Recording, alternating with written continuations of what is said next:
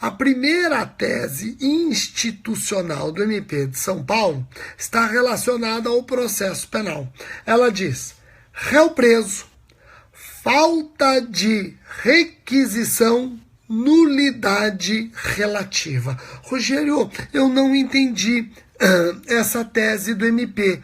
Eu não entendi essa tese. Está dizendo o seguinte, eu vou repetir. Réu preso, falta de requisição, nulidade relativa. Vamos compreendê-la. Olha só que interessante, vamos compreender. Até 2003,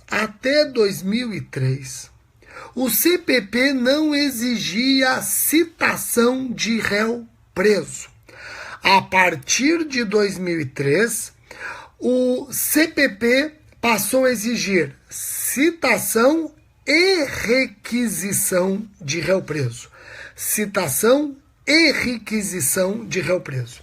Rogério, então, o CPP, a partir de 2003, passou a exigir esses dois atos. Citação, além da citação, a requisição, correto? Corretíssimo. A jurisprudência, no entanto, teve que enfrentar algumas situações peculiares. A jurisprudência teve que enfrentar o seguinte: e se ele não é citado, mas é requisitado? Opa! Nulidade relativa vai depender de arguição em momento oportuno e demonstração do prejuízo. Então eu falei que a partir de 2003 ele tem que ser citado e requisitado. Se ele não for citado, for só requisitado, a jurisprudência ela caminha no sentido de que a nulidade é relativa, precisa ser alegada no momento oportuno, sob pena de preclusão, e tem que demonstrar prejuízo. Compreenderam? E aí temos uma segunda situação. Ele é citado, mas não requisitado. Ele é citado, mas não requisitado. O réu preso é citado, mas não requisitado. Novamente, a jurisprudência decidiu que a nulidade é relativa. Nulidade relativa. Se ele é citado, não é requisitado para o ato, ele tem que alegar prejuízo no momento oportuno. Se não ficar demonstrado prejuízo, o ato é válido. Rogério, me dá um exemplo. Ele é notificado, ele é cientificado, mas não é requisitado para audiência de testemunhas de acusação ou de defesa em carta precatória. Ele então não comparece nessa audiência, mas está nessa audiência o seu defensor constituído. Vejam, ele foi citado, não foi requisitado para audiência, mas lá está o seu advogado, o seu defensor constituído. Nesses casos, a jurisprudência diz: só vamos anular o ato se demonstrar prejuízo. Qual é o prejuízo? Se o seu defensor constituído está lá. Tá ok? Agora vamos imaginar que nesse ato terá o interrogatório dele. Aí a nulidade obviamente se impõe, porque se é o interrogatório dele e ele não foi requisitado, não tem como realizar o ato, óbvio. Se o advogado quer ver um novo reconhecimento da vítima e ele não foi requisitado, nulidade, nulidade. É uma diligência imprescindível para a defesa que exigiria a presença dele. Tá ok? Então guardem isso. A partir de 2003 exige-se citação e requisição. Se faltar citação e houver requisição, ou houver requisição e não citação, nulidade relativa. Nulidade relativa tem que ser alegada no momento oportuno e demonstrar prejuízo. Tá ok? Tese 1, então, do MP de São Paulo, nós esgotamos. Vamos para a tese 2. Tese 2 está aqui. A tese 2 do MP de São Paulo diz o seguinte. Deixa eu pegar a tese 2 aqui. Está aqui. Tese 2. Crimes contra os costumes. Vejo que é uma tese que nasceu antes da Lei 12.015 de 2009 e que alterou o título 6 de crimes contra os costumes para crimes contra a dignidade sexual. Vejamos. Crimes contra os costumes, hoje crimes contra a dignidade sexual. Atentado violento ao pudor e estupro são crimes de espécies diferentes, logo não admitindo a continuidade delitiva. Essa tese, ela é anterior à Lei 12.015 de 2009, quando eu tinha estupro e atentado violento ao pudor em tipos distintos, e o MP de São Paulo não queria saber de continuidade delitiva. São crimes da mesma espécie, aliás, são crimes que atentam contra o mesmo bem jurídico, mas de espécies distintas. Não é possível continuidade delitiva. Rogério, por que essa tese não foi cancelada, já que eu não tenho mais atentado violento ao pudor? Hoje tudo é estupro. Não foi cancelada por dois motivos. Primeiro, o MP está batendo na tecla que mesmo com a Lei 12.015 de 2009, se o agente praticar conjunção carnal e atos libidinosos diversos, eu não tenho um só crime, eu tenho pluralidade de delitos. Pluralidade de delitos. O MP aqui, não cancelando essa tese, está batendo na tecla de que, mesmo com a Lei 12.015 de 2009, que revogou formalmente o 214, mesmo com essa lei, praticando o agente, conjunção carnal e depois atos libidinosos diversos, estaremos diante do concurso de delitos. E esse concurso de delitos não pode ser a continuidade delitiva. Não é o que prevalece. No STF, no STJ e na doutrina, prevalece que com a Lei 12.015 de 2009, praticados esses atos, conjunção carnal e atos libidinosos diversos, no mesmo contexto fático, o crime é único. É o que prevalece. Mas reparem que a tese do MP de São Paulo não foi cancelada e está colidindo com a jurisprudência majoritária. Vamos para a tese 3. A tese 3 diz que nos crimes contra os costumes, hoje crimes contra a dignidade sexual, a miserabilidade da vítima pode ser comprovada por qualquer meio. Pode ser comprovada por qualquer meio. Rogério, eu não entendi essa tese. Vejam, antes da Lei 12.015 de 2009, a ação penal, regra, era ação penal de iniciativa privada nesses crimes. Ação penal de iniciativa privada. E ela, vejam só, deixa eu ver aqui, o pessoal falou que a tese 2 está cancelada, deixa eu ver. Aonde que está? Ah, sim, estou me adiantando aqui, é no item de baixo. Ela foi cancelada sim. Então deixa eu fazer aqui uma retificação. Já me alertaram aqui. No meu computador eu só vi uma. Deixa eu alertar aqui. Já me corrigiram. Olha só. Importante. Em 2010, essa tese foi cancelada.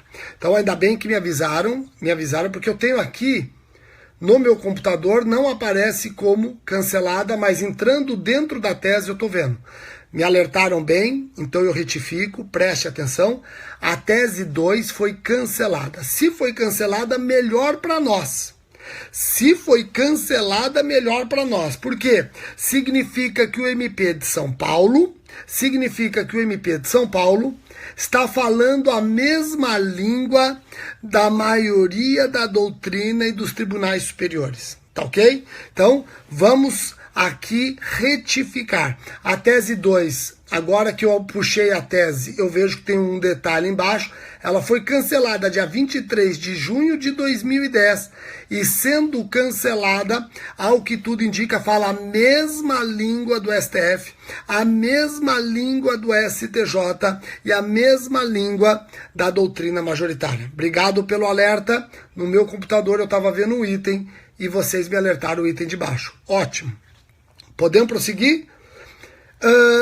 A tese 3. A tese 3, ela diz que nos crimes sexuais a miserabilidade da vítima é comprovada por qualquer meio. Vejam, essa tese 3, ela continua aí porque nós estamos considerando a possibilidade de haver crimes ocorridos antes da Lei 12.015 de 2009, onde essa questão pode ser ventilada. Antes da Lei 12.015 de 2009, a ação penal nos crimes sexuais era, em regra, de iniciativa privada. Era, em regra, de iniciativa privada. E havia uma exceção interessante dizendo que a ação penal passava a ser pública condicionada à representação da vítima se a vítima fosse pobre. E aí o pessoal discutia como é que a vítima vai confirmar se era ou não pobre. Como é que a vítima vai confirmar, demonstrar se era ou não pobre? O que o MP briga nessa tese é que a prova da miserabilidade pode ser feita por qualquer meio. Então, olhando a tese, olha, a miserabilidade pode ser reconhecida desde que comprovada por qualquer meio idôneo. Precisa de atestado de pobreza? Não. O atestado de pobreza é prescindível, dispensável. O atestado de pobreza é prescindível, dispensável. Tá ok? Joia? Pessoal, vamos agora para a tese de número 4. A tese de número 4 também não está cancelada. A tese de número 4 diz que crimes contra os costumes, hoje dignidade sexual, a miserabilidade não desaparece mesmo que tenhamos presente um assistente de acusação. O que significa isso? O estado de miserabilidade do representante legal da ofendida não é desfigurado só porque existe um assistente de acusação, desde que esse assistente de acusação comprove que a sua atuação é gratuita. Então vejam, já falei para vocês que antes da Lei 12.015 de 2009, a ação penal regra era queixa-crime, admitia uma exceção, a ação penal pública condicionada à representação quando a vítima era pobre. A pobreza pode ser demonstrada por qualquer meio idôneo. E se a vítima aparece com assistente de acusação nos autos, essa constituição de um assistente de acusação por si só não é suficiente para retirar a etiqueta de miserabilidade. Desde que comprovado que o assistente de acusação tem uma atuação comprovadamente, desde que comprovado que o assistente de acusação tem uma atuação gratuita, desde que comprovado que o assistente de acusação tem uma atuação gratuita. Tá ok? Joia? Fácil. Pessoal, vamos para a tese 5. A tese 5 também trata de crimes contra a dignidade sexual, antes crimes contra os costumes, e diz que o concubino pode ser utilizado como causa de aumento de pena. Cuidado que a tese 5, ela foi cancelada e depois restabelecida dia 15 de setembro de 2006. Tá ok? Joia? Então, cuidado. Ela está cancelada dia 2 de fevereiro de 2006 e restabelecida dia 6 de abril de 2006, publicada no Diário Oficial dia 15 de setembro do mesmo ano. Rogério, então entende-se que o concubino da mãe da vítima que pratica estupro da filha dessa concubina, ele vai responder com a causa de aumento do artigo 226, inciso 2, porque ele é equiparado a padrasto? Sim, equiparado a padrasto.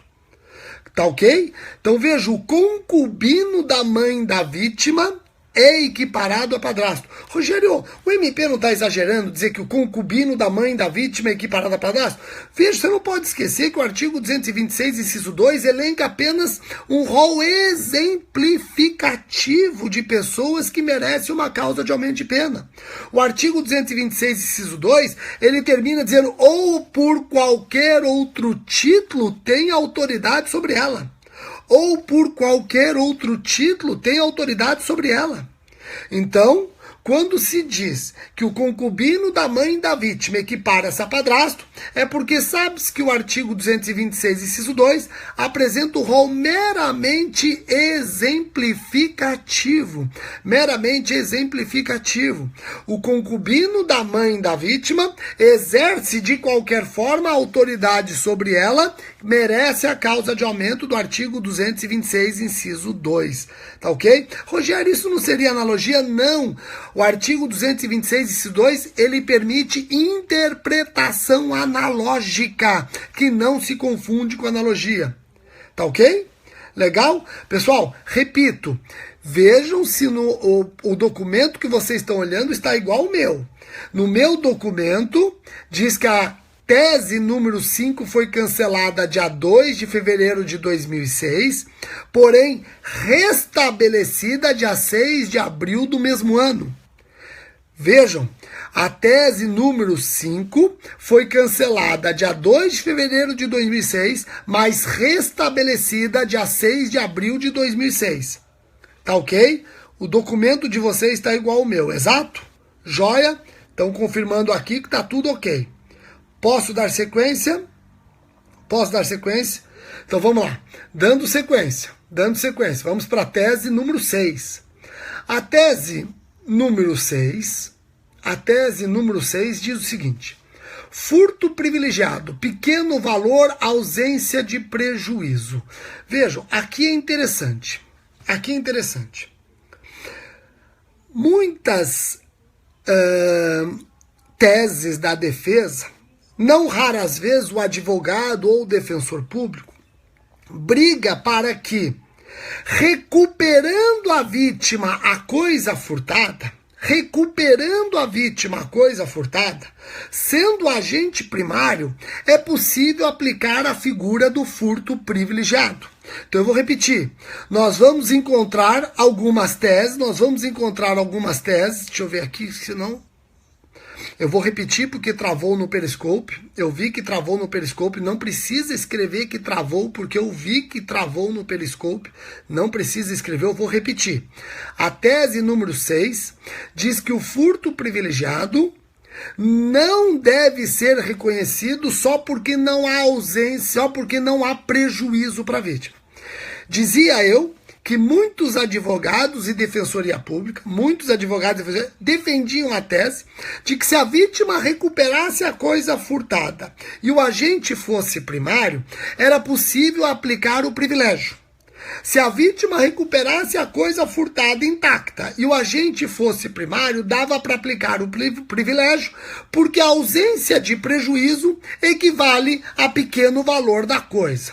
Pessoal, o MP tem tese dizendo que o fato de a vítima ter recuperado a coisa furtada não se equipara a pequeno valor para fins do artigo 155, parágrafo 2º. Então, o fato de a vítima ter recuperado a coisa não significa que isso possa implicar no furto privilegiado.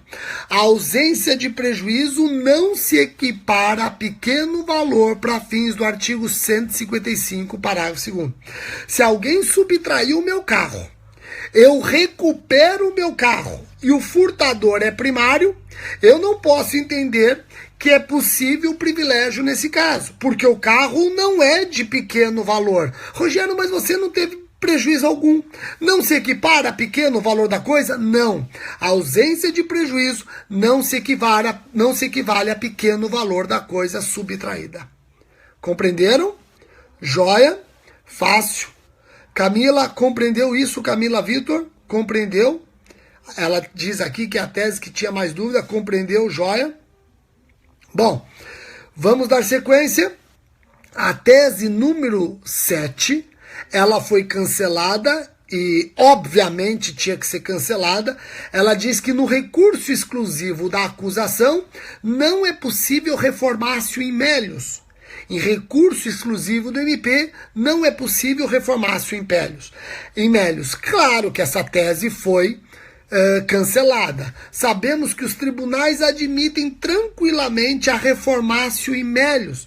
Em recurso exclusivo do MP, é possível a reforma da decisão para beneficiar o recorrido. Olha que interessante, tá bom?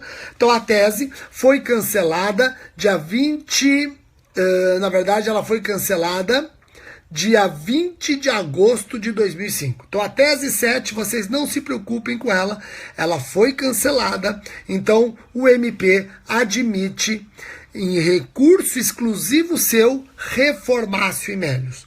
Vamos para a antepenúltima tese. A antepenúltima tese está cancelada e vai dar problema. Olha só. A antepenúltima tese, a tese 8, diz que não é possível furto privilegiado e ao mesmo tempo qualificado, tá joia? Não é possível furto privilegiado e ao mesmo tempo qualificado. Essa tese foi cancelada. O MP hoje fala a mesma língua do STJ. Súmula 511 do STJ. É possível furto qualificado privilegiado desde que a qualificadora seja objetiva. É possível furto qualificado privilegiado desde que a qualificadora seja objetiva. A única qualificadora que não admite privilégio é o abuso de confiança. Tá ok? Então o MP, cancelando a tese 8, está falando a mesma língua da súmula 511 do STJ, tá ok? Porém, detalhe, o STF está discordando. Recentemente o STF não admitiu privilégio no furto qualificado. Olha só, recentemente o STF não admitiu privilégio em furto qualificado. Então, como o MP cancelou a tese 8 e nós temos a súmula 511, se o seu examinador perguntar se é possível furto qualificado privilegiado, nós vamos responder que sim. Seja porque a tese que não admitia foi cancelada, seja porque temos a súmula 511 do STJ. Tá ok? Vamos para a penúltima tese. A penúltima tese diz respeito à prescrição. Ela diz o seguinte: prescrição, interrupção, sentença condenatória recorrível ou acórdão condenatório. Pessoal, essa tese é muito interessante. Vejam, essa tese está dizendo o seguinte: olha, a prescrição ela é interrompida pela publicação da sentença condenatória.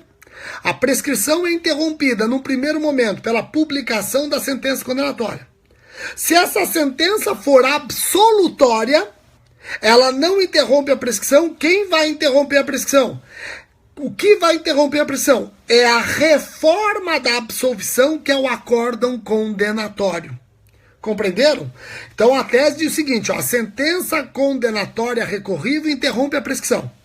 E o acórdão condenatório, quando o acusado foi absolvido em primeiro grau, também é causa interruptiva da prescrição, pois substitui a sentença absolutória.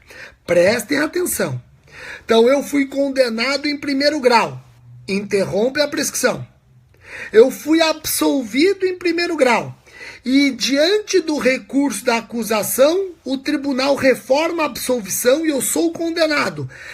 Esse acórdão condenatório vai interromper a prescrição. Compreenderam? Joia! Estamos na tese 9. Estamos na tese 9. Se você é condenado em primeiro grau, interrompe a prescrição. Se você é absolvido em primeiro grau, mas condenado em segundo, o acórdão condenatório também interrompe. Compreenderam? Joia! Agora vamos para o detalhe. Qual é o detalhe aqui, Rogério? Vamos imaginar que ele é condenado em primeiro grau e o acórdão confirma a condenação. O acórdão confirma a pena ou até mesmo aumenta a pena. Esse acórdão que confirma a condenação ou que aumenta a pena, ele interrompe novamente a prescrição? Então prestem atenção, eu vou repetir. A tese está trabalhando com situações específicas. A tese está dizendo, se ele é condenado em primeiro grau, interrompe a prescrição. Se ele é absolvido em primeiro grau e condenado em segundo, o acórdão condenatório substitui a absolvição e interrompe a prescrição. Entenderam? Agora eu estou indo além. Eu estou dizendo o que acontece quando ele é condenado em primeiro e o tribunal confirma, podendo até aumentar a pena. Será que eu tenho duas interrupções? A doutrina diverge. Tem uma corrente que diz que o acórdão só interrompe a prescrição se ele reforma uma absolvição. Uma primeira corrente diz que o acórdão só interrompe a prescrição se ele reforma uma absolvição, o acórdão condenatório.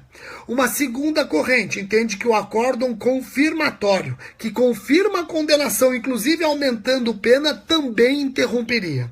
Rogério, lendo essa tese do MP de São Paulo, vai ficar com a primeira ou com a segunda corrente? Lendo a tese 9, fica claro que o MP de São Paulo está concordando com a primeira corrente. Está concordando com a primeira corrente, tá ok? E a lei citada pelo nosso colega 11.596 não resolveu essa discussão no caso de condenação e acórdão confirmatório. O MP de São Paulo parece que fica com a primeira corrente. Qual é a primeira corrente? O acórdão só interrompe a prescrição se ele reforma uma absolvição. O acórdão só interrompe a prescrição se ele reforma uma absolvição. Eu vou ler outra vez para vocês a tese, ó. A sentença condenatória recorrível interrompe a prescrição. Ótimo. Aí continua. O acórdão condenatório, quando o acusado foi absolvido em primeiro grau, só quando ele foi absolvido, é causa interruptiva da prescrição, pois substitui a sentença. Tá joia?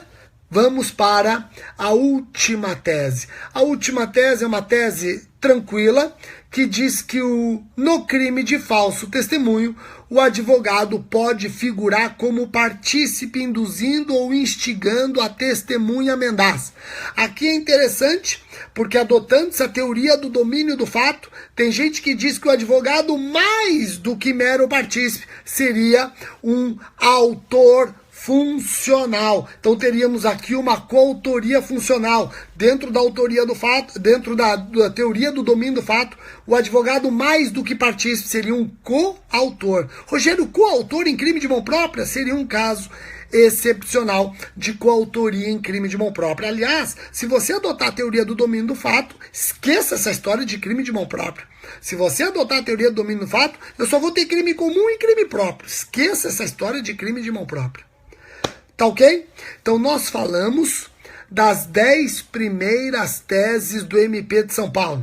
Lembrando que a primeira tese está viva, a segunda tese foi cancelada, a terceira tese está viva, a quarta tese ela está viva, a quinta tese, muitos aqui falaram que foi cancelada, mas ela foi restabelecida, cuidado com isso.